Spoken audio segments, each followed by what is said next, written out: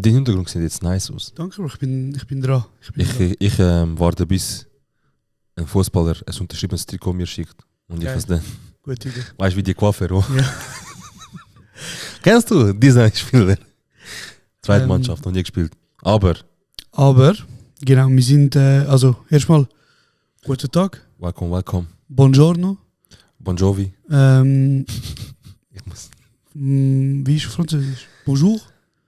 Und in der letzten Landessprache, Couille.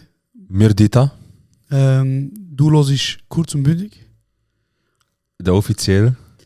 Der offizielle Swiss Podcast of the Year. Da schaue ich die Kamera, Bruder. 2024. Er glänzt. Ja, er ist aus echtem Gold. Ja, er ist mindestens 5 Kilo schwer. Ja, Mann. Ja, wir sind jetzt richtig mit dem Preis.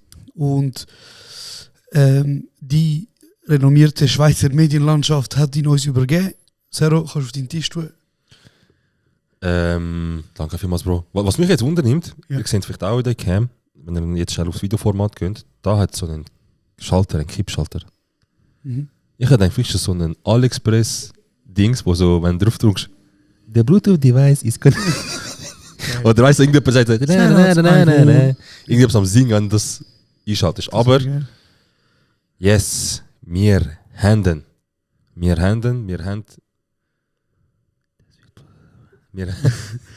haben den Award of the Year, Ja, was so Mann. viel heisst wie unser Podcast ist der von 1000 Podcasts für wie groß ist die Jury gewesen? Oh, keine Ahnung. Für 12. für 12 Leute oder für, ist Mehrheit eigentlich gewesen? Ich weiß nicht genau. Nicht Ja, mehr. es geht darum, also gut, die Mehrheit einfach die meisten Stimmen Ja genau. Also, von 36 Podcasts. die meisten Stimmen haben wir bekommen von 36 eingesendeten Podcasts. Wieso es für uns speziell ist halt vor allem, also ich rede jetzt mal für mich so, wir sind halt der einzige, nicht der einzige, scheiße, ich muss korrigieren. Wir sind einer von der wenigen gewesen, die independent, also wo das selbstständig machen. Und deswegen ist es halt umso spezieller, Ja, Mann. dass wir das mit unserer privaten Energie die Anerkennung bekommen haben. Und wenn ich schon dran bin, ich finde, was vor allem auch der Preis so ein bisschen zeigt, ist, Bro, früher haben die Leute zum Beispiel so TikToks gemacht oder halt immer noch oder andere Sachen und das braucht als Sprungbrett, um irgendetwas reinzukommen. Halt in der Medienlandschaft. Und selten hörst du eigentlich, Podcaster werden jetzt irgendwie noch, keine Ahnung, werden irgendwie noch Fernsehmoderatoren oder kommen der Show über. Weil es halt einfach ein Audio-Medium ist, blöd gesagt. Und irgendwie haben wir es geschafft, dass ProSieben gekommen ist. Und was ich damit sagen will, ist, es ist möglich, von Podcasts in die Fernsehwelt oder halt in die Streamingwelt hineinkommen. Und das ist ein bisschen Anerkennung dafür. Und ich für meinen Part habe schon zu viel geredet, bin extrem dankbar dafür. Und ja, Bro, es ist ein wunderschönes Jahr bis jetzt. Das hast du wirklich gut gesagt. Es sind vor allem wunderschöne 12 Monate, Bruder. Wir haben... Sieht man das auch? Du kannst einfach mit die Keine platzieren. Ahnung, ich glaube genau dort sieht man es nicht. Nicht auf deine Seite, Statt der scheiße. Winkelwurst. Genau. Hey, Bro. Es ist... Kannst du aufhören, ich bin so nervös. Bro, ich habe so einen Ticket. Leg's einfach an und gut ist. Okay? Sieht auch gut aus. Gut. Bro. Okay? Okay. Also, Bro. Das ist jetzt extra gesehen. Das ist jetzt, ich will schauen, ob das wirklich triggert. Das triggert dich schlimm. Okay, schlimm. Nein, was ich will sagen ist, eben, es war ein geiles Jahr gewesen, oder es sind auch geile 12 Monate gewesen, weil wir haben das Vertrauen von ProSieben mit unserer eigenen Show. Wir haben eine Tour spielen. Wir haben wir haben einfach, Bro, einfach Blessings und Blessings und Blessings, Bruder. Yes. Und Swiss Podcast Award of the Year gewonnen. Ihr seht, letztes Mal, ja. Sorry, ich habe mich unterbrechen. Letztes Mal sind wir recht hässlich gewesen, so auf den Award, weil wir... Aber bis heute ist berechtigt. Es ist berechtigt, Bro. Weil der Typ hat immer noch die eine Folge draus. Ja. Er hat nicht mal animiert. Er so, hey, was? Ich habe in der Schweiz einen Award gewonnen. Er hat nicht mal animiert, dass er es weitermachen will. Das ist Also schnell, weitergemacht. schnell für Kontext. Letztes Jahr es gibt verschiedene Kategorien, Genau. oder? Und wir sind das Jahr nominiert gewesen in der Kategorie Unterhaltung. Und Publikumsvoting. Egal. Auf jeden Fall Unterhaltung sind wir nominiert gewesen. Und Unterhaltung mit uns nominiert sind Thronsitzung, Dara und Karin. Ja, aber weißt du, ich glaube, wenn du automatisch auch noch für eine Kategorie nominiert bist, bist du automatisch auch für den Podcast of the Year. Genau. Also eigentlich wären es 3 Kategorien. So blöd. Genau. Aber genau, wir sind nominiert gewesen mit Comedy Männer, Thronsitzung. Thronsitzung und Moser und Schelker. Ja, wo ich am wenigsten kenne. Ja. Wahrscheinlich das gleiche wie mir. Nein, also die sind schon seit und je bei Energy. Ja. Das sind so die 2 Gesichter von Energy. Ja. Ich glaube, Bern. So der 40-jährige Sedi, oder? Ich glaube, so ein bisschen das Jahr ist, die sind von Bern. Geil, sicher. Und ich glaube so. Also Bern ist geile Stadt, sorry. Und ich glaube, Tara und Karin von Thronsitzung sind so ein bisschen die weibliche Edition von ihnen. So. Also für Energy, weißt du? Aha, rein, okay, ja. Rein so Okay, überlegen. Nein, sonst ganz sicher nicht. Ganz sicher nicht. Aber ja, also ich muss ehrlich sagen, ich habe noch nie eine Folge gehört von Andere Männer. anderen Männern, weil ich bin ein Feminist. Ich höre nicht zu Stay Männern. walking. Nein, ich habe noch nie eine Folge gehört von nicht drum, wie heißt die? Eben die Mutter und Schelker. Sprechstunde. Ich habe Schelker, Telker, Melker, Telekom. Darum, ich kann inhaltlich nicht viel sagen. Mhm. Alles, was ich kann sagen, ist, sie haben eine riesige Community, glaube ich. Also sie, Ja, mit dem Medienhaus hast du sicher mal... sie verkaufen auch, sie haben glaube ich auch klasse Shows gespielt so. Und dann noch in Bern, ist auch nicht schlecht. Aber ja, auf jeden Fall, Sind wir, also... ich habe so müssen lachen, Bruder, sorry. Einer von diesen 2, der ein bisschen mehr weisse Haare hat. Also Oder? beide haben auf jeden Fall mehr Haar als mir. Ja, aber der mit den weisseren Haaren Ja. ist so zu einem Fotograf gegangen dort. Und nachher hat er ihm gesagt, und dann nimmt er einfach so einen Podcast, also es hat ja, alle haben ja das Wappen dort gehabt. Aha, wo hast du gesehen, ja. Und nachher gibt der Junge dort, gibt ihm auch falsche Ding. Falsche Podcast. Ah, der denkt, der Junge hat jetzt den falschen... Ah, okay. Nein, dann hat der Junge ihm Aha, okay. an dem Moser oder Schelker, Ja. oder wie das ist, hat ihm der falsche quasi Podcast gesagt. Nachher er so, das bin nicht ich. Das ist nicht mir, das ist der falsch. Und nachher der andere ist nervös geworden. Er so, Scheiße, weißt du, will ich es? Und ich habe so lachen und dann habe ich gesagt, schau, es ist der da unten. Sind wir das Logo, das so gezeichnet ist? Aha, ja. Cartoon. Cartoon. Ja, stimmt. Genau. Aber wir sind nominiert in der Kategorie Unterhaltung. Yes. Und ich kann ehrlich sagen, eben, wenn du in der Kategorie, sofern du in einer Kategorie nominiert bist, bist du automatisch auch für den Podcast of the Year Award nominiert. Das ist ja so die Königsklasse, so Ja. sagt man, glaube ich. Und wir sind zu 1000% davon ausgegangen, dass wir nicht gewinnen. Also gar nicht, ja. Gar nicht. Also vor allem nicht der Podcast of the Year, es war gar keine Diskussion gewesen, so. Weil, wieso auch? Also, es ist bei uns im Cover steht nicht unten rechts Energy oder oben links SRF. weißt du. Deswegen ist ein bisschen. Aber ich muss sagen, also vor allem halt auch, wie soll ich sagen, so, wir haben ja mit den Leuten geredet, das ist ja kein jetzt gegen die Leute persönlich, aber wir haben einfach gedacht, die Ausgangslage ist ja, wir haben ja gesehen, wer in der Jury ist und wir haben gedacht, okay gut, das sind Leute von Medienhäusern vertreten, also wahrscheinlich ist die Chance nicht so hoch, weil... Ja, und vor allem muss man auch noch sagen, Bro, also ich glaube grundsätzlich ein Comedy-Podcast hat ja in der Medienwelt weniger, ich sage jetzt Standing, als ein Podcast über True Crime Ja. oder über etwas, über Ernsthaftigkeit. Ja, weil True Crime hat, ja, ich weiss, hat Kern, hat Substanz. Genau, oder letztes Jahr hat Beziehungskosmos gewonnen, ein Ja. Podcast, der ja wirklich grandios ist. Wo, ich glaube, es sind auch so 2 Psychologen und so weiter, Psychologinnen, Entschuldigung, wo auch, weißt du, speziell für Perli und so weiter. Also, Voll, das ist ein unglaublich guter Podcast. Weißt du, und ich meine, es ist einfach kein Vergleich. So. Ja, Also, mit kein Vergleich meine ich, wir spielen einfach in komplett andere Kategorien. So. Und darum, es wäre uns nie im Traum gekommen, dass wir das überhaupt die Möglichkeit, also weißt du, so, Ja, also Podcast of the Year habe ich uns eh nicht gesehen, weil gar nicht. eben so, wir haben gedacht, gewisse Sachen sind im Voraus gegeben, die wahrscheinlich eher für andere sprechen als für uns. Aber ich muss sagen, also ich habe jetzt auch nachher mit dem mit dem Sandro, weißt du? Sandro Brotz. Mit dem Daddy Brotz. Mit dem Sandro. Geil, Mann.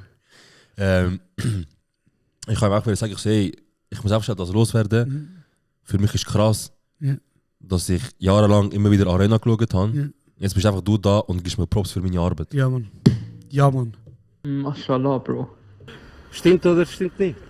Ja, Vater. Hast du alles gut aus? Nein, warte. Nein, ist gut. Und ich finde ihn wirklich ein geiler Sieg, Bro. King, Ich bin wirklich Fan von seiner Arbeit, auch von ihm. Wirklich, Bro. Weil es gibt in der Schweiz, in Amerika und so weiter ist ja Politik wirklich so, auch Telenovela, die bewusst irgendeinen Hangenden mit anderen Behangenen schreiben und sagen, diskutieren und ihr lügt alle, aber es ist auch lustig, wie ihr euch anfickt. Aber bei SRF Arena ist so für mich so ein Ort, wo einfach Politiker oder auch andere Leute, die das Gefühl haben, sie können zu einer Diskussion einen Mehrwert oder etwas beitragen, kommen dort hin und diskutieren. Und das Lustige ist aber, du siehst, wie auf Krampf sie versuchen, anständig miteinander zu reden, aber trotzdem sagen, dass sie die Person dumm finden. Und das ist einfach geil. Ich find das wichtig, weil wenn Sachen in der Politik vor allem halt so bei uns anschlagen oder halt in den Medien umgehen und wir sind halt unsicher und wir versuchen halt Rat und Tat holen mit Büchli, mit vielleicht Empfehlungen von anderen Leuten und so. Aber wenn man so eine Möglichkeit hast, zum sehen, okay, der verteidigt jetzt das politische, was auch immer, und der sagt, wieso es nicht gut ist, und du hörst zu, Bro. Und eben, es ist schön, ich habe ihn dort gestern gesehen und ich habe auch sagen, ich sehe, es ist cool, weißt du, und ich freue mich schon. Wie meinst du gestern? Sorry, was gestern? Oder Awards. Ja. Oder Awards, sorry. Ich habe ihn dort gesehen und ich habe das einfach schnell gesagt und nachher habe ich ihm gesagt, ich sehe, weil ich dann schon vom Sprung, ich sehe, bis zum nächsten Mal, wenn ich dich dann vom Schirm sehen. Also bis zum nächsten Mal, wenn ich dich dann höre. Geil. Und ich so, los ist? Ja. Er so, ja, ich so, hey, Fresse. So, Hanieri. Ich so, er so, wirklich? Ich so, nein, du hörst eh nicht. Ja. Er so, ich höre, ich so, krass. Ja. Ich so, heftig, ich so, hey, das bedeutet mir, also weißt jeder, der hört, bedeutet mir viel. Aber es ist so wieder nochmal etwas anderes, wenn du jemandem seine Arbeit cool findest und er sagt, hey, deine Arbeit ist übrigens auch cool für mich. Voll, Mann. Voll. Brutal. Wirklich. Wirklich, er ist top. Und ja, wenn wir erzählen so, ich glaube, Leute interessiert sicher auch, wie so der Abend für uns gelaufen ist, so Voll. vor Ort. Voll. Hey, eben, weil ich grundsätzlich davon ausgegangen bin, dass Nicht heimgenommen wird. das nichts wird heimgenommen, und ich habe einfach gedacht, hey, letztes Mal bin ich so pisst gsi Ja. ab dieser Veranstaltung. Das Mal wollte ich einfach sagen, komm, wir geben Ich bin beim Namen gerecht. wir geben keine Interviews, wir machen nichts, wir gehen einfach dort hin. Und Bro, ich habe einfach gute Zeit. Dann bin ich reingegangen und ich weiß nicht, ob ich das darf sagen. Ich wollte seinen Namen nicht sagen, weil ich will nicht, dass er Stress bekommt. Aber ein geiler Sicher dort an der Bar gearbeitet. Und der Bre hat mich geguckt. Immer bevor mein Drink fertig war, ist der nächste schon gekommen. Und Ja, du bist top-motig gewesen. ich war top-motig, Bruder. Wir reden da von Paar Negronis. 19 im Kaufleuten. So der Vibe war, Bruder. Ey, ihr wisst Ein nicht. Negroni nach dem anderen habe ich gelernt, Bruder. Der Noah Baker, Backofen. Backoven, hat uns einen Wein mitgebracht. Also mir hat einen Wein mitgebracht. Und dir hat Mir hat also er hat den Markhumor. Oh mein Gott, oh mein Gott, oh mein Gott. So, also er hat einen Marmorkuchen gemacht. Und Marmorstein. Achtung, ich habe ihn nicht bekommen, ich habe einen Slice bekommen. Was auch krass ist, weil grundsätzlich, für mich ist grundsätzlich, was er Noah macht, Gasbruder, für mich ist grundsätzlich, was er Noah macht, also meine Haltung zu dem, was er macht, ist immer, es muss Banger sein, weil er ist Sternenkoch, Bro. Ja, Mann. Also wenn jemand weiss, was fein ist, dann er. Ja, Mann. Wirklich. Und wir sind ja die Verleih gegangen. Anscheinend, Podcast kann er nicht, weil er keinen Preis gewonnen, aber kochen kann. Nein, Mann, nur alles Liebe, Bro. Du bist King. Wirklich, du bist King. Jetzt nachher mehr von Dings, wo ProSieben, hey Jungs, die sind im gleichen Medium, chillen mal. Dings, auf jeden Fall, ich gedacht, also ich habe den mitgenommen und ich so, weißt du, ich komme mit heim und am nächsten Tag mit Kaffee und Kuchen. Aber ich habe keins nachgehabt und er hat zu Banger ausgesehen. Ich so, Weißt ich du, was esse du musst einfach. machen, Bruder? Du musst ein bisschen regelmäßiger essen. Das ist eben auch das Problem, das ich habe. Ja. Nicht einfach immer warten, bis man Hunger hat oder weißt, essen, nachher vergisst du, Bruder, essen. Nachher schlafst du mit dir, Nachher wachst du auf mit Bärenhunger und Szenen. Darum, Bruder, das ist nicht das erste Mal, wo ich von dir höre in letzter Zeit, Ich habe nichts Mittag, ich habe nichts Nacht gehabt. So. Ja, jetzt auch, ich habe nichts mit. Ja, das ist nicht gut, Bruder. Bro, auf jeden Fall habe ich den gegessen, Bro. Und von der Slice bekommen, bis ich das gegessen habe, also von noch treffen, bis das der Kuchen weg war, halbe Stunde gegangen. Mhm. Halbe Stunde. Mhm. So. Morgen, wie hast du dich in der halben Stunde abgefühlt? Weil irgendwann mal einer. Okay, wir dürfen jetzt sagen, wie es ist. Ja. Niemand weiß. Gut, das sind mehrheitlich Frauen. Aber Ja. es könnte vielleicht jemanden gegeben haben, Ja. und wir gefunden haben, wie du. Aha, so quasi über den und was habe ich gemacht? Und dann haben wir so zuerst, weißt du, gesagt, hey, Also man muss doch anders noch sagen, wir sind der grösste Asi-Verein dort gewesen. ja, schon auch, ja. Weil der Jene ist umgezogen, unser Bre. Er ist ja gekommen im Uni-Trainer, So wie es sich gehört, ja. so wie es gehört, der King. Dann der Obi mit seinem Gilet. Genau. Und auf jeden Fall. Und dann und nachher sind wir sind die Einzigen gewesen, eigentlich fast, die am Start sind. Der einzige kennt nichts, Bro. Also alle sind am Hocken, Bruder, wir dort im Ecke, du mit Marmorkuchen, ich mit Negronis in der Hand. Am Beste Leben. Umschreien sind wir gewesen. Ja. Und, Bro, irgendwann mal hat die Person gewonnen und haben wir angefangen zu reden. Also, ich habe so, krass, wie hat er jetzt gewonnen? Weißt du, so, ist das wieder so ein. Nachher ich so, Bro, ich glaube, jetzt einen kurzen Moment, wo ich realisiere, ich glaube, so ziemlich jeder, der nicht gewinnt, hat das Gefühl, er ist verarscht worden, weißt du? Ja, check. Und nachher haben wir so geredet und nachher habe ich etwas gesagt. Sag, was hast du gesagt? Nein. Sag. Ich habe gesagt, ich so, Bro, bisher, ich denke, sicher auch barfuß arbeiten. Und während du das gesagt hast, ist es easy laut gewesen im Saal. Ja. Keiner hat dich gehört. Ja. Und nachher hat sich eben, nachdem wir es gesagt haben, geht die Stimmung halt wie so beruhigt, weil er ist schon eigentlich auf dem Weg gewesen, um den Preis abholen. Und Nachher- der ganze Saal ist gerade komplett ruhig gewesen. Genau. Und er läuft Uhr. Also er ist ruhig, weil er läuft Uhr. Jeder schaut ihn an. Und du hast in dem Moment eben so gesagt, wo es noch laut ist, hast du das gesagt? Und dann habe ich darauf geantwortet. Ja, Was hab ich genau. gesagt? Und dann du so, der Hurensohn. Und so richtig laut. Der Jene dreht sich um. Ich so, Bruder. Oh mein Gott, Alter. Das Ding ist, du bist nachher zu mir gekommen, 5 Minuten später. Bruder, sag gerne. Übertrieben nicht, Bruder. Das- Sorry, ich das- habe gesagt, ey Bro, ist peinlich gewesen. Ich so, Bro, sag ehrlich, ist peinlich. Ich so, nein, Bro. Nein, Bro, sag ehrlich. Wenn nicht, dann sag. Ich so, nein, Bro, ist nicht. Also, aber ich übertrieb nicht, oder? Nachher ich so, nein, ich übertrieb's nicht. Ich so, Bro, look. Zuerst habe ich gedacht, Was hast du gesagt? weißt du, so, Bro, look, zuerst habe ich gedacht, chillen wir. Mhm. Aber dann habe ich gedacht, wir sind da zusammen, lustig und schönen Abend. Ich schwör, Wenn du Bro. dich so wohl fühlst, dann mach. Bro. Bruder, ich habe einen schönen Abend gehabt. Wer gegen dich ficken, Alter? Und nachher, look, der Woody, der Fascha. Und nachher, Bro, haben wir gedacht, es haben sicher viele Leute gehört, aber das Gute war, also Gute, einfach so die, ich sage jetzt, Luftlinie 3 Meter um uns hat es gehört. Mhm. Ungefähr. Mhm. Und wer Aber- ist vor uns geguckt? Ja, die Jury, Die ganze Jury, Bruder. die ganze Jury ist vor uns Wir sind gekommen. 2 Meter von der Jury entfernt gewesen, Bro, Mann. Ich habe mir nicht so viele Freunde gemacht an dem Abend. Ich glaube eben, es ist ganz okay, dass es das gegeben hat. Weil, ich glaube, das muss man sagen. Achtung, sachliche Kritik. Mhm. Sachliche Kritik. Für mich ist der Event einfach viel zu weiss gewesen. Mhm. Verstehst du? Also,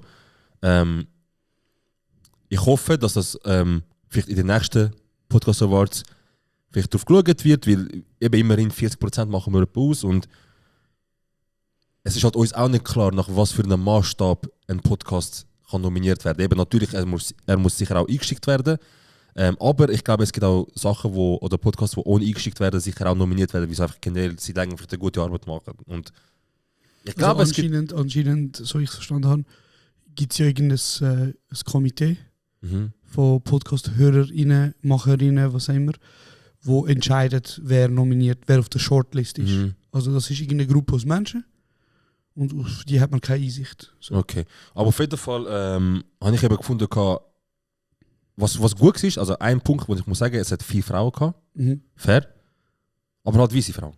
Also so, ich glaube, in der was ich damit sagen ist, ich glaube, in der Podcast-Landschaft von der Schweiz mit über 1000 Podcasts hat sicher auch der ein oder andere interessante oder also Podcast oder Podcasterin, wo entweder Comedian ist oder Unterhaltung macht oder vielleicht auch Sport oder was auch immer. Mhm. Und es wäre vielleicht einfach so als Kritik, es wäre vielleicht sicher gut, wenn man in den nächsten Podcast Awards auf das Rücksicht nimmt oder vielleicht, was ist los, Olum?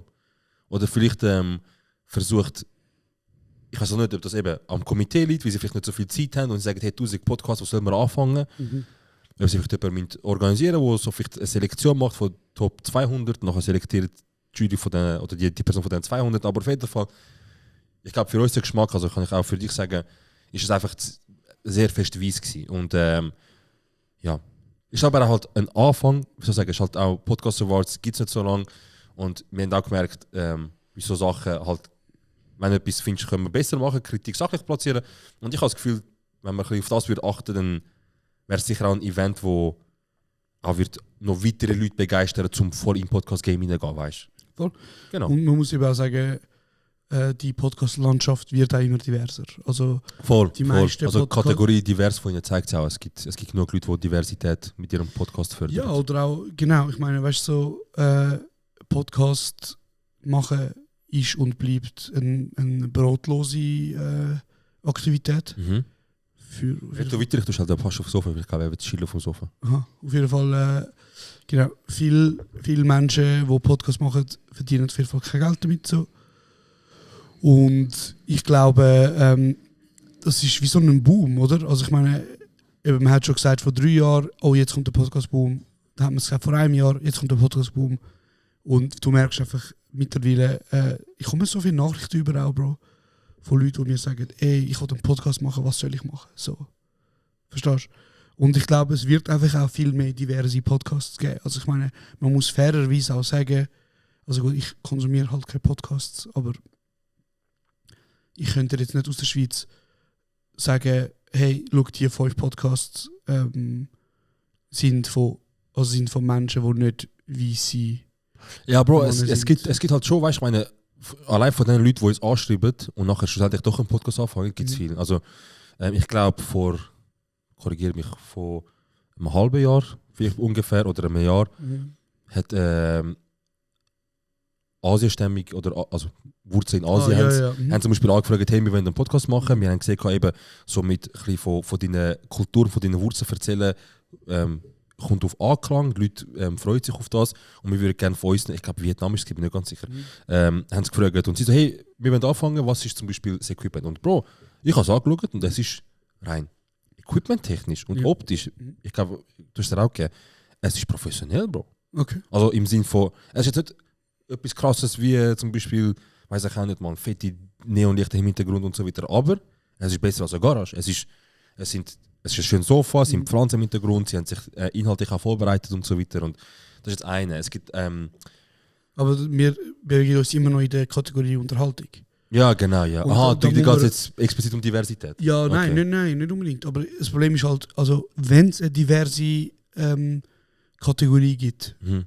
von allen, Mhm. dann ist vermutlich Unterhaltung eine von denen, die Ah, okay, am meisten. divers ist. Weißt du, was ich meine? Fix, Also verstanden. zum Beispiel News oder Stimmt, so ja. Sachen. Das ist halt immer, erstens sind das meistens Podcasts, die von irgendeinem Medienhaus sind. Ja, voll. Und dass dort die Leute meistens sehr, dass es sehr eine einfarbige Landschaft ist. Dort, das Ja, ist, einfarbig nicht, aber Bro, zum Beispiel eben, ich glaube, ich weiß nicht, eine Podcasterin oder 2 Podcasterinnen, die auch einen Preis gewonnen haben, die haben gesagt, die machen das nicht nur für den Podcast, logisch nicht, aber die haben das 40-köpfiges Team, das News beschaffen tut. Weil sie halt eben ein Medium sind. Logisch, sie müssen.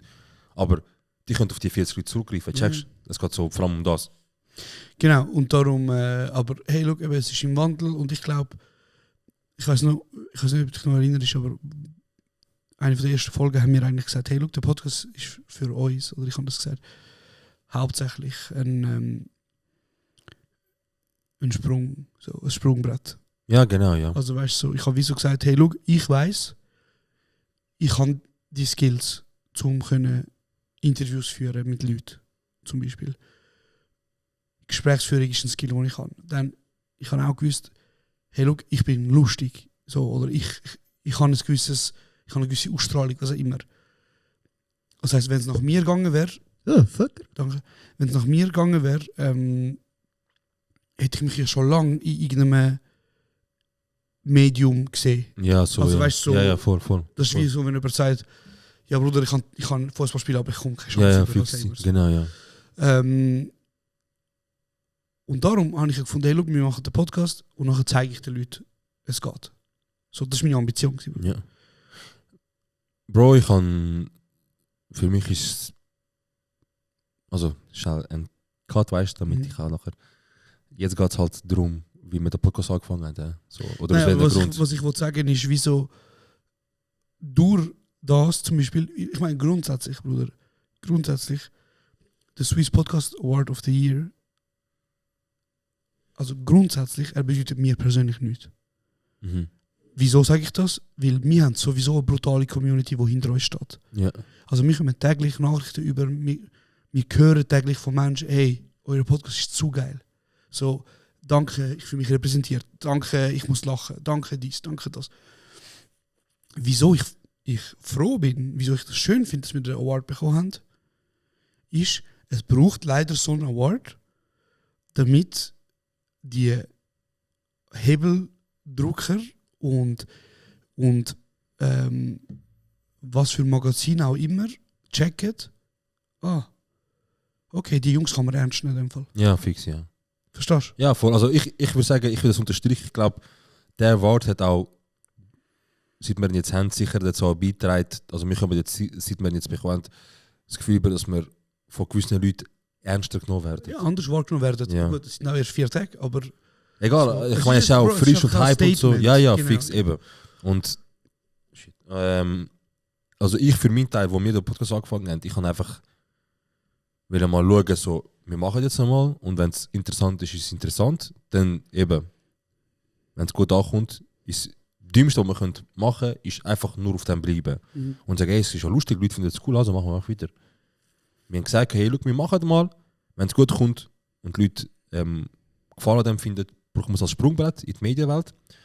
Wenn nicht, dann tun wir einfach das auf Eis legen. Aber es zeigt, auch mit einem Audiomedium kannst du, also gut, ist auch natürlich mit Videobus, aber auch mit einem Audiomedium kannst du interessant sein für, keine Ahnung, TV-Produktionen, für Streaming. Und der Preis hat das noch ein bisschen bestätigt.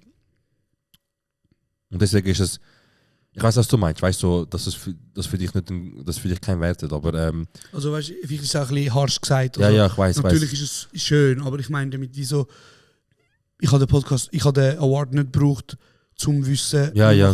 Also weißt du, so, machen gute Arbeit. machen safe. gute Arbeit. Safe. Also, ich habe es am Josh auch so gesagt, ich sage, hey, damals ist es um Unterhaltung gegangen, ich sage, wir werden Unterhaltung eh nicht bekommen.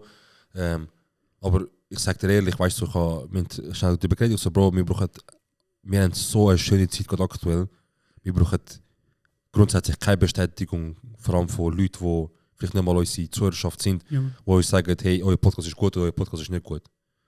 Und deswegen haben wir gesagt, wir gehen dorthin und in erster Linie wollen wir halt einfach wie so zeigen, es ist schlussendlich doch ein Ort, wo Podcaster, auf jeden Fall die bekanntesten, bekanntesten momentan, treffen sich dort und kommen zusammen. Und es war auch gut für uns, also wie wir einfach sagen, hey, wenn es so ein Event gibt, dann dürfen wir also am Event nicht fehlen, weil es ist genauso Platz für uns da, wie für andere auch, und deswegen gehören wir dorthin. Und jetzt sind wir gegangen und überraschenderweise hat es, ich muss einmal zeigen, Decke. Und ich glaube, was wir unterschätzen, ist halt auch, weiß nicht, Bro, eben so der Sandra Brotz und so, ich habe nicht gedacht, dass die das hören, Bro. Hey, ja, also, Ich glaube, es ist einmal nicht zu unterschätzen, dass doch. es ist eben schon lustig, weil ich meine, ich bin ja fast tagtäglich in der SRF-Kantine Mhm. und ich werde auch oft von Kolleginnen angesprochen, Kolleginnen? ArbeitskollegInnen, Ach so, okay. Entschuldigung. kein Problem, angesprochen, die sagen, hey, darf ich dir Schwanz in den Mund? Nein, Spaß. Die so sagen, hey, voll geil, was du machst, so, oder ich feiere es. Und das Ding ist, ich denke mir auch so, Bruder, ich habe dich früher im Fernsehen geschaut, weißt du, so. Ich habe einmal geschaut und dann denkt, man, du nimmst sie gut auseinander, So du machst wie gut. du weißt, dass ich existiere, weißt Ja, voll. aber ja, es ist lustig, also es hören ganz viele. Und ich meine, eben, wir haben beim Dreh für die ProSieben-Show, also jetzt ohne Details verraten, aber dann hat uns ja auch jemand erkannt und so gesagt, und hat sich auch gefragt, wo du gekommen bist, hat dich umarmt und so. Ich meine, das ist jetzt Das ist auch, ja, das bin ich auch ein auch bisschen. nicht unsere Kernkompetenz. Überhaupt nicht. Kernding, oder? Überhaupt nicht. Aber hey Bro, also es ist einfach schön, es ist einfach lustig. Ich muss einfach eine Geschichte noch schnell erzählen, jetzt was mir einfällt. Bruder, es gibt, ich weiß, ich habe noch nicht herausgefunden, welchen Tag. Weil ich vergesse immer überlegen an dem Tag, welcher Tag es ist. Weißt du, was ich meine? Aber amix, es gibt einen Tag in der Woche, wo wir Burger haben. In der Kantine im Geschäft? Ja. Das klingt so nach einem Donnerstag. Ich glaube, es könnte sogar der Donnerstag sein. Weil Anfangswoche gibt es nicht so Bassin-Shit. Ja, Ja, ja. Anfangswoche keine Polenta mit. Also ich Fisch. muss sagen, die SRF-Kantine ist wirklich oftmals geil, Ja. aber teuer, Bro. Ich hoffe, es ist alles mal live, weißt du. Einmal Kantine essen probieren, wäre schon geil. Komm, Bruder, komm einfach. Direkt. Es gibt sicher auch einen Preis für Externe. Bruder, nein, eben nicht. Es gibt nur einen Preis, aber ich kann Okay. einen Besucher Badge. Ich bin bekannt über alles. Visitor. Ähm, Eine Geschichte. und genau, und es gibt so die Möglichkeit, eben, du kannst immer wählen zwischen den Menüs, die es gibt, oder Buffet. Mhm. Und der Buffet ist natürlich immer Am Rufen, Bro. am Rufen, Bruder, oder? So. Ja. Und all Weißt du, die- bist du einer, der so 11:30 am Mittag macht oder einer, der eher spät macht? eher Oder? später, Bruder. Ich auch, sagen wir okay, ja. Halbe, eins, vielleicht sogar eins meistens. Ja, ich auch. Leute, die vor der 11:30 am Mittag machen, gehen zum Psychiater. Aber ich mache auch nie eine Stunde. Also eine halbe Stunde, Bro. Ich gehe runter, ich esse, ich gehe auf, ich arbeite weiter. Ja, also... Ja. Ich will einfach heimgehen. Also ich darf eine halbe Stunde chillen. Und Ja. eine halbe Stunde später heimgehen, weißt du. Ja, genau. Genau, und das Ding ist natürlich, wenn du vom Buffet nimmst, ist schnell mal 30 Stutz. 30 Stutz, haben wir Ja, das ja, Soft und hure so. schnell. Du hast nur 2 Würste und ein bisschen Käse drauf. Das meine ich, Bruder. Weißt du, was immer Tibits haben wir Ich noch schwöre, so, Alter. Fick Tibits. Ja, Mann. Einfach wegen teuer. Es ist geil, aber so teuer. Es ist schon geil. Es ist schon geil. Nein, fick nicht Tibits. Rewind. Irgend so etwas. Hey Bro, und das Geile ist an dem Burger-Ecke, es ist Buffet-Style. Auch der Burger ist... Aber Wo tun sie den Burger abwägen, Bro? du musst ihn eben nicht abwägen. Was sollst du denn abwägen? Du tust einfach selber schöpfen Für einen pauschalen Preis, und hä? dann drückst du den Preis. Und ich Also, meine, ja. das Ding ist, du verstehst, Bro, es gibt Burger, es gibt so Gurken, Tomaten, so wie du kannst selber deinen Scheiß zusammenstellen. Und dann gibt es Pommes. Und du musst halt immer die Rechnung in deinem Kopf machen. Erstens, wie viel Pommes nehme ich, dass ich nicht aussehe wie ein fettes Stück Scheiße? Scheiße auf Haare, ich brauche es gefühlt. Zweitens, je nachdem, wie viele Leute noch neben dir stehen. Aha, Weißt du, was ich meine? wie willst du zubereiten? Weil nachher sehen alle, wie du es machst und du hast... Erstens das und Ja. zweitens, vielleicht nimmst du nachher viel Pommes, nachher müssen sie warten auf Pommes. Weißt du, was ich meine? Ja, Bruder. aber Ja, das fix, Ding fix, ist, ja. das Ding ist bei mir, Bruder, ich provoziere das lieber nicht. Wie nachher Ja, denken ja. sie, der Bruder hat Gewicht eh nicht im Griff. Ja, So. nachher geht es eh auf Gewicht, ja, fix. Genau, checkst. Und dann muss ich dir ein paar Leute verschlagen. Ja, fix. Und Bro, was ich aber mache, ist, ich habe für mich herausgefunden, Bruder, ich hole raus. Ich nehme immer wenig Pommes, aber ich habe mir immer einen... 3 Burger. Nein, einfach einen Doppeldecker, Bruder. Geil, ja, fix. Oder? Ja, Fair. fix. Safe.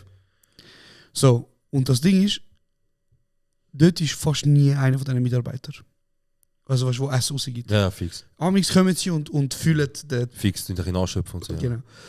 Und Bruder, ich bin meinen Burger am machen und ich habe halt wieder 2 genommen. Und ich meine, er steht nirgendwo, nimm nicht 2, aber keiner nimmt 2.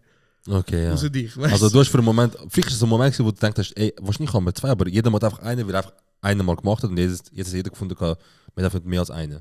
Ich glaube, es ist auch normal, dass man eine isst. So. Bro, Double Cheeseburger. Aber eben, Bruder. Triple. Und Bro, Quadruple. kennst du das? Ich tue 2 drauf und ich merke so, ich spüre einen Blick. Aber so richtig in meinen Ja, Nacken, direkt, weißt? ja. Und ich habe gedacht, Bruder, also ich wollte jetzt nicht aufschauen. Und nachher, unangenehm, Bruder, dann sagt er mir, wieso hast du 2 genommen, zum Beispiel. Nachher muss ich ihn schlagen und nachher Ja, muss ja. ich, weißt du, so. Ah, Brüder und Burger essen. Genau. Ja. Und ich habe einfach nicht, und er hat nicht nachgelassen. Die Person schaut und schaut und schaut und ich spüre sogar, wie so die Augenbrauen sich so... Hey, wird der Patty von seinem Lohn abgezogen, dass er so dort am Warten war? Bruder, ich schwöre. Und am Schluss habe ich gedacht, weißt du was, ich schaue ihn an, schaue ich rauf, ich so, es läuft. Er so, ich habe nicht gewusst, dass du bei Essen schaust. Du bist doch einfach kurz und mündig. Und du hast gedacht, Bruder, du fickst mich um meinen Burger Er jetzt. will mir mit Hack nehmen, Bro, Bruder. du am Schweizer, du Ich so, lass mich schwöre. essen, bitte, bitte, bitte. Nachher er so, geil sich. Er so, nimm noch ein bisschen Pommes. Ich so, Ich schwöre, genau so. Ja, Geil. Mann. Lustig, oder? Ja, fix. Bro, ich kann habe ich so Kantine-Ausholder-Moment gehabt. Hat sicher jeder schon mal gemacht, Bro, aber weißt du, das ist. Also, es ist nicht Kantine offiziell, aber so Migros-Resti Takeaway. Geil. Der Beste, den sie dort haben, Ja. der absolut Beste, den sie haben, Ja. geht jeden Tag, jede Uhrzeit. Kabsbratwurst mit Pommes als Zwiebelsauce. Der ist ein fucking Banger, Bro. Den kannst du mir immer geben, ich esse den. Mhm. Hat Messi gerade vorher seine Kreuzbränder gerissen und ist für immer out. Ich esse das. Scheiße, ja. Baba. Ich suche jetzt ein paar Extrembeispiele, aber ich habe gemerkt, ich kann gecancelt werden. Mhm. Was haben wir? Aber auf jeden Fall, Kantine essen, ich habe das glaube ich einmal, als ich bei einer Bank gearbeitet habe und dort ist Freund Bank gewesen. Ich habe mal bei der Rega gearbeitet, die haben auch Kantine. Mhm. Und bei ihnen ist so, ich weiß nicht, einfach so der Ruf umgegangen, dass es irgendwie von den 5 Menüs, die es gibt, ist immer nur eine brauchbar. Krass. Und dann die untereinander diskutiert, welches jetzt von dem, wo brauchbar ist. Ja. Ist so das gewesen. Aber sonst, was ich auch vermehrt mache, ist jetzt immer mehr und mehr ein bisschen anfangen, Essen von die Heim mitnehmen. Ah ja? Ja. Das sollte ich eben auch machen. Ja, Bro, wenn es anders geht, dann kochst du die Heim, Bro, mach ein bisschen mehr und so. Ist schon gut. Bro, es ist gesünder, Bruder. Bro, ist auch viel, Bro, was soll ich dir sagen? Ich habe einfach gemerkt, 30 Stutz, Bro, für einmal auswärts bestellen. Ja, ja. Und blöd gesagt, für 5 Stutz Ja. hast du sogar einen Banger zur Nacht. Wo auch gesünder ist, Bro. Ja, Das ist wichtig. und vielleicht sogar mit 7, 8, 9, 10 hast du sogar den Nacht und den Mittag für den nächsten Tag. Und das ist immer noch gut. Und, ja. Aber heute sind wir dafür. Nein, ich würde sagen, es ist ein spannendes Gespräch. Weißt du, was für das Menü. Bro, stell dir vor, Henkersmahlzeit. Was würdest du nehmen? Also jetzt Ich habe auch lange überlegt, aber ich glaube, weil ich jetzt den Schwang nicht mehr hatte, ich glaube Baseballschläger. Der Baseballschläger? Ich glaube, der Das wäre wäre jetzt... dein letztes Essen. Wie ich hatte den Schwang nicht mehr gehabt. Ich bin letztes Mal dort gewesen, Ja. und ich so, soll ich so, wir haben den Lamage und er so. Ich so, dann gib mir einen Dürren, besser. Ich glaube, ich Zeichen von Gott, besser nicht. Bruder, ja, erklär schnell für unsere Leute, was der Baseballschläger ist. Also, viele kennen eigentlich das Gericht, das ist ein spezielles Lamajun. Die meisten kennen Lamajun. Und die Imbissstände oder Dönerstände bieten ja Lamajun noch mit, in Kombination mit einmal mit Salat und gerollt oder Salat und Döner gerollt. Und bei uns im Winter schaut auch Zermatt Kebab, gerade beim Technopark, oder? Mhm. Nein, sorry, bei der ZHW, sorry. Aber es- Technikum. Stark. Gerade beim Technikum. Wenn ihr dort hingeht und sagt, ein Lamajun mit Kebabfleisch bitte, schau die Cam. Wir reden wirklich von Seratin Schwanzniveau. Etwa so lang ist der scheiß Lamajun gefüllt mit Döner und Salat und alles. Ich würde auch einen 30 Santi juicy Lavajul mit Dönerfleisch, Soße, Tomaten. Alles, Der alles. legendäre Baseballschläger ist das. Und den habe ich jetzt, also wo wir den entdeckt haben, ist natürlich halt, wir sind übergekommen, der ist halt auch fein, Bro. Der ist brutal. Er ist halt auch eben fein. Und dann haben wir den halt übertrieben, haben immer wieder ein bisschen geholt. Und jetzt habe ich ihn lang nicht mehr gehabt. Und gestern bin ich, also einfach letztes bin ich dort gewesen. Und ich so, hey Bruder, haben wir noch Lamage? Und er so, nein Bruder, er ist halt 15 Minuten vor Laden Ja, Dings ja. Schließung gewesen. Also leider hat es nur Döner. Ja. Ich so, egal, mach mal einen Dürüm. Aber ich glaube, ich würde auf das, mich würde es auch wundern, wie das ist, wenn, also ich weiß, dass es viel kränker ist, aber ich will es trotzdem mal gerne wieder probieren, wenn der Lamage von meiner Mutter ist. Bruder, guter Punkt. Ja, Mann. Das wäre, glaube ich, tendenziell meine Henkersmahlzeit. Lamajun mit Dönerfleisch und Salat mit Cocktailsauce. Krass. Und ein bisschen scharf. Krass. Dini? Hey Bro, du wirst es vielleicht niedermachen. Elber Makrone. Was? Elber Makrone. Pepsi. 7 Up. Pepsi. Aber weißt du, 7. was du falsch sagst? Ja, aber ich kann jetzt, Bro, ich hätte einfach Lieber schnell das, scheißegal. okay, Ja. Elpler Macaroni. Ja, ja. Aber nein. Wie bist du auf Pepsi gekommen jetzt? Bro, das ist so der Classic so bei der Arabisch, dass sie einfach zum Beispiel anhand von was erkennst du, dass jemand Arabisch, sag einfach mal Pepsi. Und wenn er Pepsi sagt, ist er kein Arabi, Ja. wenn er Pepsi sagt, ist Ja, okay. Bro. Fischstäbli, Rahmspinat Mhm. und Kartoffelstock, Bruder. Ja. Ey, ich respektiere es, weil das ist ein feines Gericht an und für sich. Mit Tartarsauce natürlich. Jetzt hast du noch einen guten Punkt angebracht. Ja. Ich respektiere es, Mhm. weil das ist etwas Geiles. Mhm. Für mich, ich verbinde einfach Henkersmahlzeit mit Butter rein, Bro. Ich würde das meine Geschmacksknospen, Geschmacksknospen, aber auch meine Innereien einen Orgasmus haben. Geil. Wenn du wirklich willst, dass in reinen Orgasmus haben, Bruder, say less. Ja. Ich gebe dir schon, Bro. Ah, okay. Okay. Fuck. Oh, das ist auch noch lustig gewesen. Was? Oh mein, nein, das kannst du nicht sagen. Das kannst du nicht sagen, Bruder. Das kannst du nicht Hey, sagen. Bro. Nein, das kann ich nicht sagen, aber das einfach so, das sagen wir jetzt nicht, weil Ja. eben. Vielleicht nächstes Jahr. Vielleicht nächstes Jahr, Bruder. Vielleicht nächstes Jahr. Wenn Aber wir- auf jeden Fall, was ich noch will sagen zu den Podcast Awards ist, wir haben, also wir sind auch dort gewesen, zum Beispiel den Podcast aber auch von der Sarah unterstützen, Steilpass. Mhm. Und das haben wir leer machen, wenn sie aufgerufen wird oder wenn einfach ihr Podcast so angekündigt wird in der Jury. Mhm. Und in dem Zeitpunkt, ich weiß nicht mehr genau, jetzt weiß ich schon nicht mehr. Ich kann einfach wieder mit ihr reden, weil eben einfach wegen Besoffen. und sie so, Kategorie Sport. Und Mhm. ich rede so mit ihr so, Bro, weißt du, chill. Dann hat du so, nein, Bro, chill, weißt du, alles gut und so. Ich so, aber weißt du, geht's? Er so, ja, sicher und so. Also, ich bin auch nicht so besoffen gewesen. Bro, du hast nicht geladen, aber es ist, Bro, du bist heute so, Bro, ich liebe dich, Bro. Ich so, Bro, ich auch. Nein, mit allem, was ich kann. Ja, aber ist auch so. Ja, ich auch so, Bro, aber das ist Ist auch das ist so. besoffen Statement, Bro. Ja, fair. Und genau in dem Moment Scheiße, stimmt. hören wir so, Steilpass, ich so, Bro, das haben wir verpasst. Jetzt haben wir einfach mehr wieder jubeln eigentlich. Ja, und nachher hat irgendjemand anderes gewonnen und nachher der eine so, hey, wir haben verpasst, aber wir können trotzdem schauen, dass die nicht einen guten Moment haben. Ich so, chill, weißt du, ich so, Jan chill. ist einfach ein König, Bro. Ich schwöre, ich liebe ihn so fest. Ich Es so, ist auch beim Thema Diversität, ich Oh. will es nicht genau aussprechen, aber ist auch ein Satz geht, wo böse Männer und böse Menschen könnten einen Witz drüber machen. ja, Und ich höre den Satz und ich sehe im Augenwinkel die Jene sich umdrehen und ich so, Jene, hör auf. Er so, okay. also, ja, aber nachher einfach so. Ja. Ich so, was? Also, was soll ich da erzählen? Er ist so okay. Und nachher, das Lustige ist halt, gewesen, wie wir halt an der Bar sind, also alle nominiert haben Lounge. Aber guess, wer trotzdem nicht eine Lounge bekommen hat. Er ist einfach, wir sind in Plaza gekommen, wir sind in Plaza reingekommen, aber wir dachten, also, Es es ist ist- wie früher, Bruder. Wir sind reingekommen, Eben, wir haben so. keine Lounge gehabt, wir haben gesoffen, nicht. wir haben die Leute angeschrien. Ja, so. Es ist Und wir haben einen Preis noch gewonnen dazu. Also der einzige Unterschied zu Plaza vor 5 Jahren oder vor 10 Jahren ist, dass wir auch das mal einen Preis gewonnen haben für das. Ja, voll. Und dass nur du besoffen gewesen bist. Ja. Scheiße, Mann, wo bin ich gewesen? Auf jeden Fall, wir haben auch Leute getroffen, wir haben Leute wollen supporten, eben Steilpass haben wir wollen supporten, dann Seco Dosage. Zero Dosage haben wir wollen supporten. Wir sind auch ein bisschen dort gewesen, um einfach jubeln. Aber leider hat es bei denen nicht gelangt. Und deswegen haben wir auch an Sabotieren gedacht. Aber wir haben es nicht gemacht.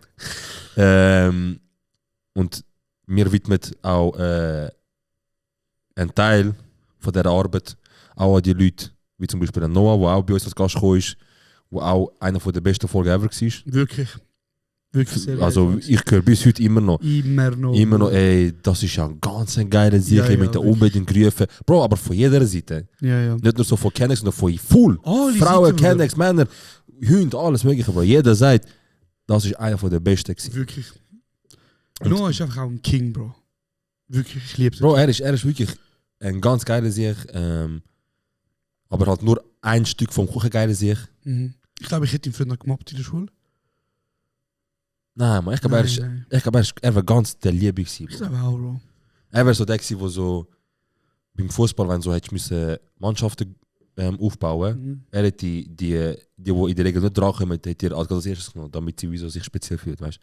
Ich nehme den Zero, ich nehme den Josh, Ich bin auch eher am Schluss dran. Eben. Weißt du, was mir gut auffällt zum Thema Mobbing? Mhm. Früher in der Schule hat es einen Bub gehabt, der hat Pascal Bachhofer geheißen. Den Vornamen habe ich jetzt erfunden. Mhm. Und der ist gemobbt worden. Ja. Von so ein paar so 3 Fünftklässler. Mhm. Und ich war 6-Klässler. Ich habe gesehen, die mobben ihn. Und dann bin ich so zu ihm angegangen und habe so gesagt, ich so, hey, lass dich mal in Ruhe, was ist mit euch? Er hat so grosse Zähne, schief und nachher noch ein Augenpflaster, weißt du so, Bruder. Ja. Und ich habe gesagt, hey, hört mal auf, ihn mobben und so. Und nachher die so, was, du Hurensohn? Und Du so, nein, ich Nein, meine nein, nicht nein, euch. ich Ich meine meine ihn. den anderen so. Fick ihn. Fuck him up. Fuck mal, Nein, aber, und ich glaube, das ist vielleicht Karma vom anderen Backofen, der jetzt zurückkommt. Bake Off und Inception. Genau. Scheint dir das Datum geschickt, wenn wir gegessen gehen. Hat er das? Scheiße, stimmt, ja. Ich muss noch mit dir abklären. Also nein, das Ding ist einfach... Was? Bro, teuer essen, Bro, wenn die gelassen. Ja, ich freue mich, Bro. Bro, du machst mich so nervös. Ja, ich jetzt, will mir jetzt aus dem Nichts die DM reinkommen Ja. und Sinn kommen, ich so, shit. Scheiße. Geil. Was soll ich noch sagen kurz? Wir haben noch an dem Abend die Jungs von Cancel getroffen. Mhm. Der Erik, der Tironimo und jetzt muss ich beim Flavio. Mhm. Flavio. Sie sind auch nominiert gewesen bei Neuheiten. Sie haben leider nicht gewonnen.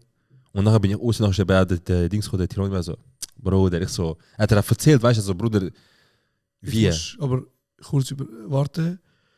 Was. Alles gut. Okay. Er so, Bruder, weißt du, ich verstehe nicht genau wie. Mhm. Und dann habe ich nochmal so ein Flashback, ich so, Wir sind Mittel letztes Jahr. ich so, vielleicht für jeden ist einfach nur Jeder hat's unfair, Gefühl, wenn er nicht gewonnen hat, ja. Ja. Bei uns war es halt nicht so, gewesen, so, wir haben das Gefühl, wir haben nicht gewonnen, bei uns war es so, wie so, Bruder, wieso gibst du dem? Ja. Spuck doch uns, also spuck doch jeder in der Kategorie ins Gesicht, Ja, weißt du? wirklich. Der einzige, in unserer Kategorie damals, der einzige, was ich nicht verstanden habe, ist, dass die gewonnen haben. Ja, ich hätte Thronsitzung jedem anderen bei Neuheiten, ich so, weißt du, irgendwie kann ich es nachvollziehen, weißt du, wegen Konkurrenzkampf Ja, etwas, sicher, Bruder, ja. aber bei ihm ist so, bis heute ist immer ein Erfolg, Bro. Auf jeden Fall, habe ich dort schon gemerkt, ich so, hey, vielleicht ist einfach für jeden wirklich unfair, wenn er gewonnen hat und als Veranstalter ist es doch nicht chillig. Vielleicht, weil schlussendlich von 4 oder 5 Leuten für die Kategorie machst du es mindestens einer Gruppe recht und für die anderen, weiß ich nicht, aber für die anderen ist so wie fair oder nicht fair, gewonnen oder nicht gewonnen. Das ist ein guter Punkt. Hey, ich glaube, also weißt du, so, ich muss auch ehrlich sagen, es gibt wirklich locker 5, 6 Podcasts, die dieses Jahr nominiert sind, die in der Shortlist waren, Hey, nimm mich jetzt Wunder, wenn ich jetzt, sorry, erzähl weiter. wo ich sagen würde, hey, ich hätte genau so denen den Podcast of the Year gönnt. Also weißt du, wo einfach wirklich eine gute Arbeit machen. So. Ja, Mann. Mich nimmt jetzt Wunder, wenn ich jetzt bei Top Podcasts gehe, was so kommt. Ah, meinst du, man chartet? Nein, einfach wer so in den Spotify Charts ist. Mhm. So generell, weil ich bin jetzt länger nicht geschaut und das Ja. könnte sein, dass es neu gibt. Voll. Was ist? Der erste Platz. Ja. Don't worry, Ja. be Henny. Ist es Luca Heini? Luca Heini hat einen Podcast. Mit seiner Frau, ja. Don't worry, be Henny. The Hennys, wahrscheinlich. Dann haben wir... Das sagst du jetzt einfach und dann ist fertig das Thema. Du willst nicht weiter drauf Hey Bro, wir können drauf eingehen. Zeig mal. Kein Problem, aber ich will eben sachlich bleiben. Aber also wir können voll reingehen, scheißegal. Ich weiß aber nicht, was... Weißt du, wieso... Ich frage mich jetzt genau so... Ist das seine Frau? Es steht ja, glaube ich, dass... Ja. Ah, der ist nicht... Single, oder Single, was? das kann ich sagen. Aha. Nein, aber was ich wild bei ihm finde, ich weiß nicht, wann das war, Bro, aber der Bruder, ich erzähle jetzt vielleicht auch nur die Hälfte, also ich erzähle wahrscheinlich auch nur 50% so die Wahrheit, weil ich einfach nicht mehr so viel im Kopf weiß, aber was ich noch ungefähr weiß ist, der Bruder ist mit einer, und er langjährig, das war wirklich so erste Beziehung gewesen, Ja. glaube ich, oder vielleicht mich vielleicht die zweite oder dritte, einfach mit einer, die auf jeden Fall lang zusammen war. Hat er sich getrennt und ich glaube, Bro, 1, 2, 3 Monate später, Trap, Bruder. Aber so voll mit der neuen Öffentlichkeit und so. Also, neue Frau. Neue Frau, so gerade nach 1 Monat oder 2 oder Kim, so. Bro. Nein. Und so voll, Bro, und Das ist uncool, aber...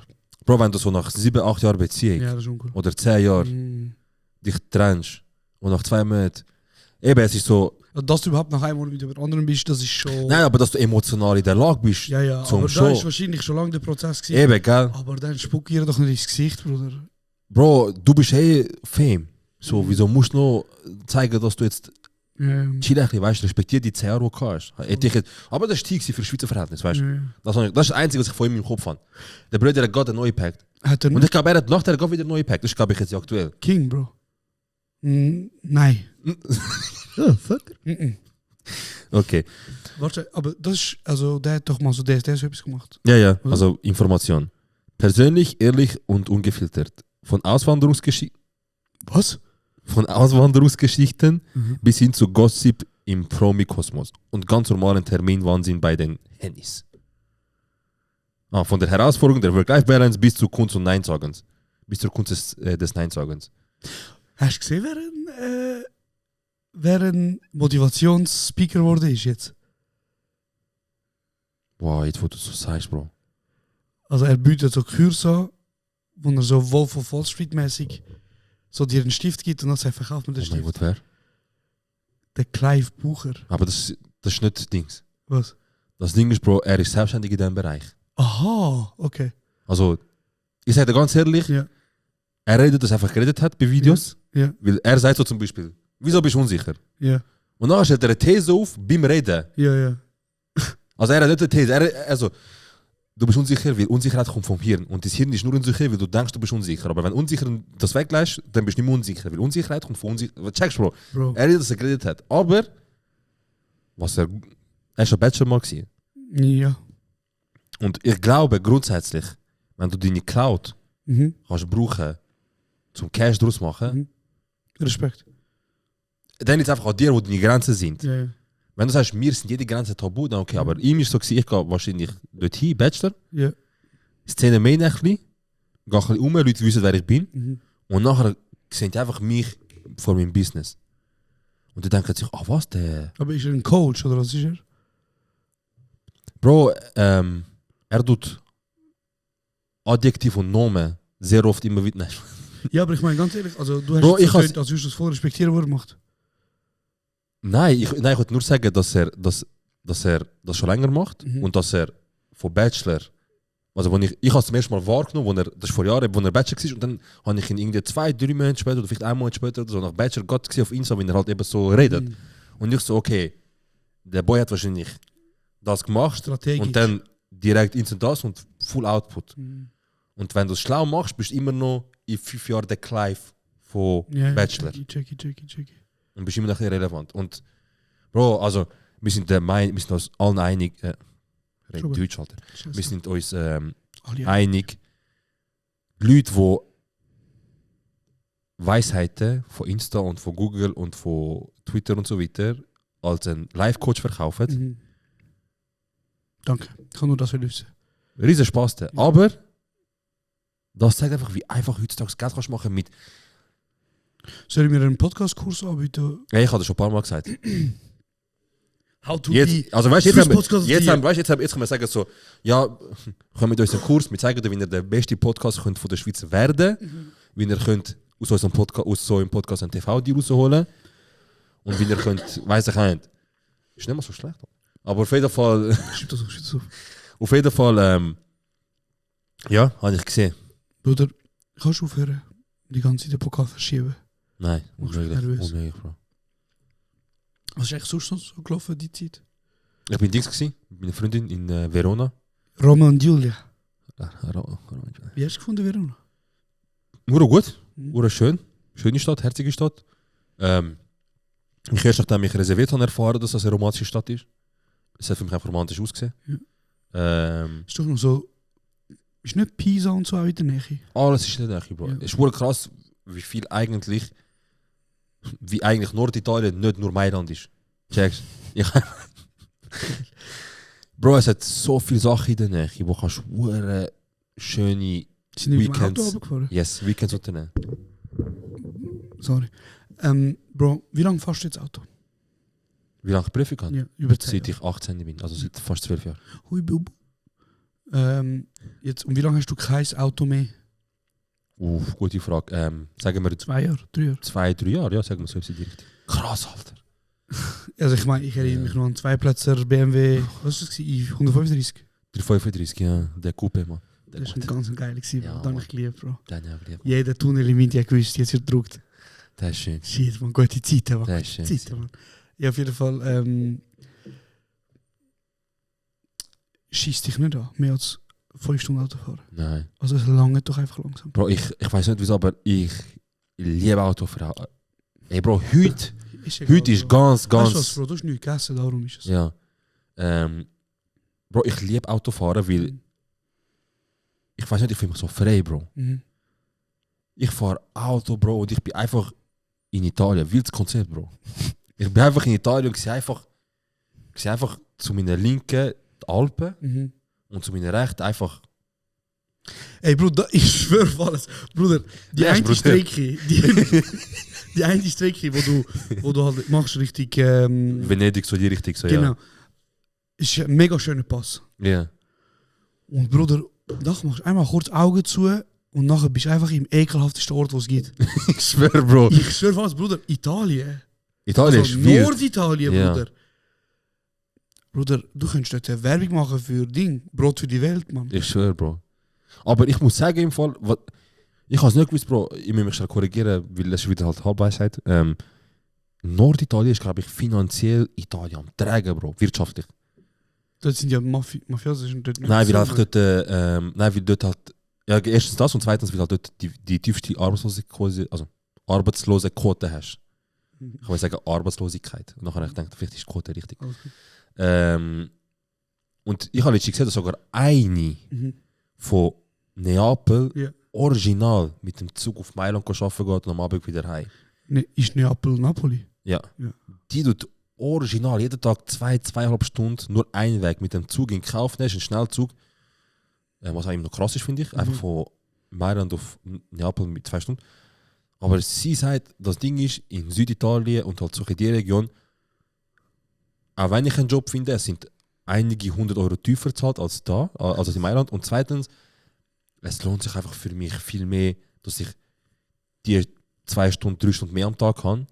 Also 2 Wege, Bruder. Ja, also sie sagt, sie ist teilweise halt am 10 Jahre erst daheim am Abend, wenn sie halt immer so Überstunden machen. Und dann schlaft sie instant ein, weil sie muss um 5 Uhr wieder aufstehen oder auf der Beine oder um 4 Uhr. Und das ist schon krass, Bro. Und jetzt stelle ich mir so vor, wie sieht Süditalien aus, weißt du? Weil Süditalien hat brutal schöne Sachen und Städte, aber dann wiederum denke ich mir, Dörfer sind auch eben dann wiederum denke ich mir wahrscheinlich, es sind wahrscheinlich die Städte, die schön sind, wo halt auch der Stadt präsent ist. Und bei den anderen Sachen sagen sie wie so, also wahrscheinlich könnte es dann nicht präsent sein im Süden wahrscheinlich, weil wenn sie einmal mit Carabinieri Auto vorbeifahren. Aber Bro, ich finde, es gibt so viele so schöne Strecken Ja. in Italien. Ich finde Autofahren generell Eben. wunderschön. Also in Italien, Bro, ich verstehe es, Bruder. Jeder hat den Vibe mal gehabt mit Chaya dort mit Küste fahren, irgendetwas, ja. nachher ein Pesche dort kaufen Ja, und viel. ein bisschen Vino Einfach Dolce Vita, Rosso, ja. so der. Ja. Genau. Haben wir alle geliebt, Ja. Bro, haben wir alle gemacht. Aber ich sage dir ehrlich, und es tut mir leid, dass ich mich da verändere, aber Bro, ja, ich habe fast Mühe, das aussprechen, aber Zugfahren wird immer chilliger für mich. Ja, aber du wohnst auch in der Stadt, Bro. Ja, aber Bruder, zum Beispiel, eben, ich fahre viel auf Bern. Und Bruder, nur so der Unterschied. Ja, aber Bro, ich sag dir ganz ehrlich, Ja. wer in der Stadt wohnt Ja. und von der Stadt aus auf Stadt, also in Stadt Bern muss Mhm. und Auto nimmt, Ist behindert. einfach gestört Ja. oder viel zu viel Zeit und Cash. Eben, weil es kostet, also nein, gut. Der SBB Nuttersonverein, ich habe eine Anzeige bekommen. Ich habe eine Strafanzeige bekommen von der SBB. Wegen? Ich erzähle es dir nachher. Okay, Aber ich wollte es nur schnell sagen. okay. Ja, wahrscheinlich dann ich auch, weil, keine Ahnung, weiß nicht, ich schaue einfach meine Briefe mal an. Besser, Bruder. Was für ein dreckiger Spassenverein, Alter. Wirklich. Ich muss echt sagen, ey, ist das aufgefallen? Seit Anfang Jahr, ich habe noch nie So viel Kontrolleure Kontrolleure gesehen, Bro. So viel Ey, Kontrolleure. Bro, mit der Cash reinholen, ey. Hey, Bruder. Hey, Bro, jedem Tag. Zug, nicht nur einer, Bro. Ja. Letztens habe ich einen gesehen, Bro, so ein Milchbubi, er so Billett, ich so, Was? dein Badge? Ja. Wer hat da irgendetwas gehabt, so Larifari? Ja, Er so, ja. ich so, hey, dein Badge? Ja. Ich habe nicht geglaubt, Hey, ich denke, er verarscht mich in so scheiß Camp. Er so, ich so, wirklich viel SBB, ich so, da. Nachher nimmt er das Handy für uns kennt. Ich habe gedacht, Moruk, wir sind voll aggressive Expansionskurs. Bruder, ich weiß nicht, Jeder, was- der kontrolliert werden, wahrscheinlich gehen sie so vor dem Asylheim, so, hey, look, du brauchst einen Job, wir haben einen. Bruder. Und nachher sagen sie wie so, hey, der Devise ist eigentlich, das ist unser Nutterson-Barometer. Wenn du den überschlägst, gibt es eine Beförderung. Nachher bist du oberst Nutterson. Und wenn du den oberst Nutterson bestehst, bist du sogar CEO von SBB. Alter. Krass. Hey, ich weiß, es wurde einfach gesagt, aber können wir den Scheiß nicht privatisieren, Bro? Können wir den Scheiß nicht privatisieren? Ich dreh durch, Bro. Ich hasse SBB so. Bro, können wir nicht am Elon Musk seinen Schwanz lutscht, er kauft SBB auf. Aber auch einfach so. Wir können ihm sagen, Bro, weißt du was? Vielleicht wäre voll okay, die neue Raketenstart- und Landestationen. Mach in Schweiz. Chillig, Bro, mach. Mach bei Basel SBB-Station. Oder nicht, ja. Mach eine bei Lugano, weil wer fährt. Und Fick Alte, Bro. Ja, wow. Fick Mach Alte. aus Olten das Lager. Das Ja, Depot, ja. Bro. Mehr verdienst du nicht. Wirklich. Fick Alte, Bro. Ist der Ich Ding, hasse der Ding Olten. schon von dort, nicht Manilo. Solothurn. Aha. Solothurn ist herzig. Solothurn ist Solothurn ist- Fick Alte. Ja, Olten ist echt. Olten ist einfach, glaube ich, nur relevant, weil SBB irgendwie hat müssen eine Station bauen zwischen Bern und Ein Zürich. Knotenpunkt, Bro. Ja. Ich weiß nicht. Leute, die sagen, ja, weißt du, ich wohne quasi in Zürich und dann wollen sie in Olten oder im Boden. Einfach wegen günstiger und schnell. Du bist einfach ein Hurensohn. Oh Die mein Gott. Hurensohn. Ich weiß eigentlich nicht. Zum Beispiel dort, wo du letztes Mal mir den Dings gegeben hast, der Woody zum mit Ja, heine. ja, Ich habe sein Billett, ja. weil ich halt eben auf Wunsch von dir habe ich Ja. die ganze Zeit getragen. Ja. Und ich habe erst halt im Zug ein Billett lösen. Ja. Und ich Nein. bin natürlich halt, Ja. sagen wir, der Zug fährt 39 und Ja. ich bin 39 reingelaufen. Ja. Habe ihn schön auf den Boden da, Ja. muss zuerst mal, weißt du, dass er Ja. anders sitzt, meine Jacke ausziehen, Ja. schnell abchecken, weil jemand ist vor mir war. Ich so, Ja. hey, ist okay für dich, soll ich lieber auf den Sitz tun? Tamam, er ist 40. Ich habe das Ticket, ich so, wenn jemand jetzt kommt Mhm. und sagt, Mhm. das Bild ist zu spät gelöst worden, Mhm. sehr wahrscheinlich wäre das. Nein, ich sag nicht. Aber sehr wahrscheinlich.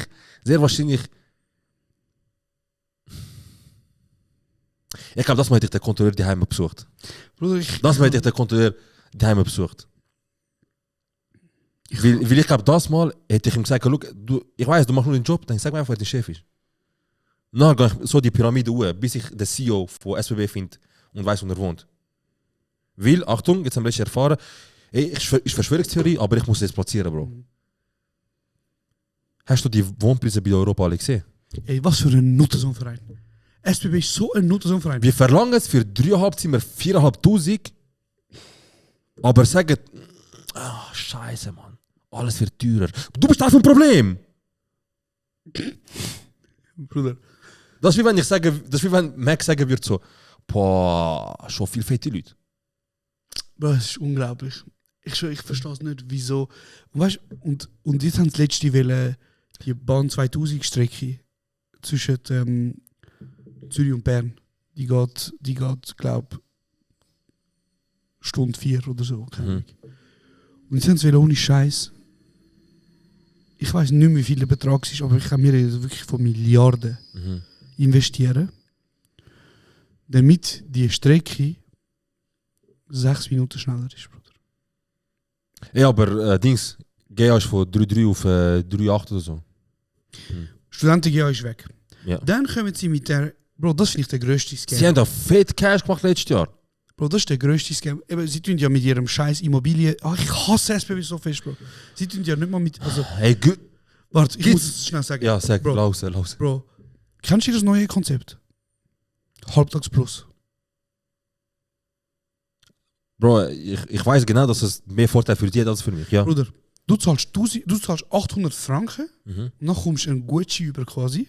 Oder Guthaben über. Wo du sich Stutz 1000 werdest. Stutz. Ja. Und ich sage dir, hey, schau, wir schenken dir 200 Stutz. Aber dass die Preise 700 Stutz zu teuer sind. Weißt du, was ich meine, Bro? Ich muss dir etwas sagen, so, irgendwo habe ich gesehen, dass die fett Cash gemacht haben. SBB Gewinn. Das müsst ihr hören, Mann. SBB schreibt wieder schwarze Zahlen dank Rekordzahl an Reisenden. Und jetzt ist wichtig, von wo das Cash kommt. Sogar ist ihre eigene Kommuniqué. Der positive Trend setzt sich fort. Im Jahr 2023 hat die SBB täglich 1,32 Millionen Personen transportiert. Im Vergleich zu letztes Jahr sind das etwa 200'000 mehr. Bruder. Täglich. Bruder. Also, Bruder. warte. Somit haben sie wieder das Niveau erreicht von 2019. Was eben alle Firmen heutzutage machen, ist ja Sobald es bei ihnen gut läuft, sagen sie so, hey, es läuft gut, aber wie vor der Pandemie, chill, okay? Ja. Sie wollen wie so ihre kranken Zahlen rechtfertigen mit, wie vor der Pandemie, weißt du, gib uns noch eine Zeit, weil es läuft noch nicht eigentlich so gut, vielleicht müssten wir jetzt noch weiter sein. Ja. So. Das ist natürlich halt auf SBB-Art geschrieben. Irgendwo habe ich gelesen, dass sie halt trotzdem die Preise gut tun. Ich verstehe es nicht. Können wir mal Politikerinnen wählen, die das ein bisschen regeln, Mann? Ich habe gerade einen Aufruf machen. Ich wollte mein erstes GoFundMe machen auf der ganzen weiten Welt, im ganzen Leben. Ich würde ein einziges GoFundMe machen. Ich würde, wenn Credit Suisse 2,5 Milliarden gekostet hat, ist SBB keine halbe Milliarde wert. Max 1 Milliarde. Ich suche Investoren, und ich muss wahrscheinlich das vielleicht auf Arabisch noch nachher sagen und auf Chinesisch, damit grossräumig so die Interessenten, die am meisten interessiert werden, das hören. Aber ich suche Investoren, um den öffentlichen Verkehr in der Schweiz zu privatisieren, weil wir werden seit Jahren von in das Loch gefickt, in das Loch gefickt, in das Loch gefickt. Jedes mögliche Loch werden wir gefickt. Und das ist nur möglich, weil sie ein Monopol haben, weil es nicht heisst, ich kann dann halt nicht bei SBB, ich kann bei denen fahren. Bitte, tun in meinen GoFundMe investieren, weil nachher gehört SBB uns und nachher tun wir am CEO ein Bus zum Beispiel. Wir gehen auch in dieses Büro, machen die Tür auf, plap, er am Arbeiten, macht seine Rechnungen. So, darf ich es billig sehen? Hä, was? Darf ich es billig sehen? Hä, was? Nachher die einfach sagen, ist nicht mehr gültig. Er macht einfach nichts, ich sage einfach, ist nicht mehr gültig. Sag ich mir einfach Das ist spät gelöst. Hey, und was wir auch noch versprechen ist, wir werden niemals wieder in Olten anhalten. Weil, fick Olten. Genau, also, was ich weißt habe... du, was ich- ja. Sorry, sag du. Nein, weißt du, was ich nicht verstehe? Mhm. Bruder. Du erwartest am 6 Uhr am Abend, zwischen 6 Uhr und oder zwischen 5 Uhr und 9 Uhr, erwartest du eine große Menge an Reisenden. Ich wüsste so hässig. Eine große Menge an Reisenden. Oder? Stell dir mal vor, du machst einen Fernverkehr. Mhm. Du hast 12 Wagen. Mhm. Jetzt, du bist verantwortlich, Bruder. Hey, bin ich ein Nuttersohn? Du bist wirklich ein elender, dummer Nutzer. Dann mache ich 9 Wege von den 12 Erstklasse. Ich verstehe es nicht. Ich verstehe es nicht, Bruder. Nein, Bro, ich bin Nuttersohn, ich muss. Ich verstehe es nicht, Bro. Was soll das, Bro? Ja, selber schuld, Bro. Kauf erste Klasse, du broke bist. Ich hasse es, Bro. Ich hasse es. Hey, look, Bro, mein Moral... Weißt du, was machen wir? Wir haben ja mal lang so unsere Retrette haben wir ja gezeigt, wo kurz mit die Kie geht. Wenn wir jemals fett Cash haben, kurzmündig geht in öffentliche Verkehrsmärkte. Mert. Und wenn Simon, dass wir nur mit einem kleinen Bus anfangen, wir fangen da einfach zum zeigen, wir trotzen der SBB mit ihren... Es ist wieder schwierig. Weil ich habe letztes Jahr Leute gesehen, die Werbung für die machen. Wer? Influencer, Bro. Für SBB? Ja. Für kein Geld. Ey, Bro, lieber, Bro, für kein Geld. Ich meine, für kein Geld. lieber mache ich gegen Asylpolitik Werbung. Lieber mache ich für türkische Nationalisten Werbung. Lieber am Roger Köbel seinen Schwanz im Mund. Lieber. Nein, das wäre auch ein bisschen... Okay. lieber bin ich das neue Gesicht von der SVP. Oder lieber gehe ich als Kriegsreporter 3 Wochen lang im schlimmsten Krieg fotografieren.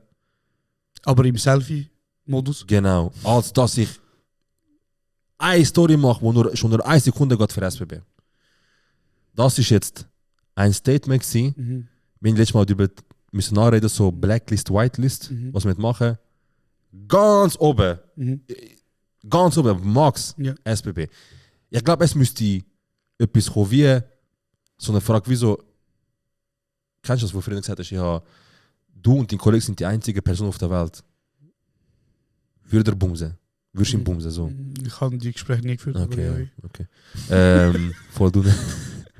Und es ist sowieso keine, SBB ist die letzte Rettung in deinem Leben. So, ich bin am Boden, Bro. Ich bin am Boden. So schlimm im Loch, es müsste ein Wunder passieren. Nein, Bro. Lass mich auf dem Boden, Bro.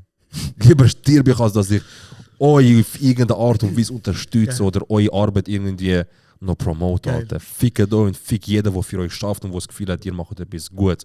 Wir sind nur Scheiße, Mann. Und Ist jetzt ein eigentlich Rage zum gewesen, die, kurz. egal, ist auch gut. Bro. Ja, ist okay, Bro. Zum die Folge heute beenden, würde ich gerne mit einem modifizierten Office-Zitat beenden. Mhm. Und zwar, wenn 3 Personen in einem Raum sind, und zwar Hitler, Osama Bin Laden und die Personifizierung von der SBB, und ich habe 2 Kugeln, dann würde ich 2-mal auf SBB schiessen. Ja, und dann noch mit der Pistole zum Sichergehen noch drauf einschlagen. Danke euch vielmals fürs Zuhören. Meine Damen und Herren, das ist der Swiss Podcast of the Year 2024. Wer weiß, der weiß. Wer nicht weiß, der wird jetzt wissen.